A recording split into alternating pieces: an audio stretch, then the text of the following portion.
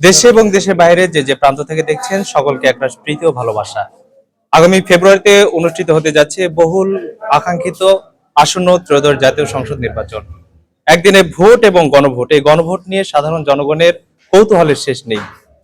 তাদের উদ্দেশ্যে আমার এই গণভোট ক্যাফে, আজকে আমার এই গণভোট ক্যাফে অতিথি হিসেবে উপস্থিত রয়েছেন আসন্ন ত্রয়োদশ জাতীয় সংসদ নির্বাচনে মান্দা 49 নওগাঁ 4 আসনের বিএনপি মনোনীত প্রার্থী ডাক্তার একরামুল বারী টিপু। আপনাকে স্বাগত জানাচ্ছি গণভোট ক্যাফে। ধন্যবাদ। গণভোট নিয়ে বিএনপির কি চিন্তা ভাবনা এবং নির্বাচনের প্রচারণার ক্ষেত্রে আপনারা কি কি ভূমিকা পালন করছেন একটু বলবেন? হ্যাঁ, ধন্যবাদ আপনাকে।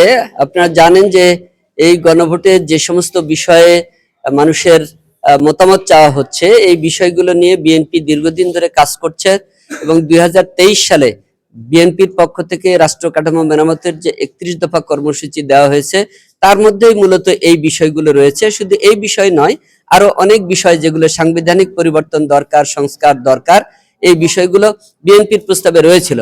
তা সত্ত্বেও বর্তমান অন্তর্বর্তীকালীন সরকার দায়িত্ব নেবার পরে রাজনৈতিক দলসমূহের সঙ্গে যখন আলোচনা করেছেন, সেই আলোচনার সময় এই বিষয়বস্তুগুলোর উপর দীর্ঘ আলোচনা হয়েছে এবং কোথাও কোথাও বিএনপি নোট অফ ডিসেন্ট দিয়েছে, নতুন প্রস্তাব দিয়েছে, সেগুলোকে আমলে নেওয়া হয়নি সেইভাবে।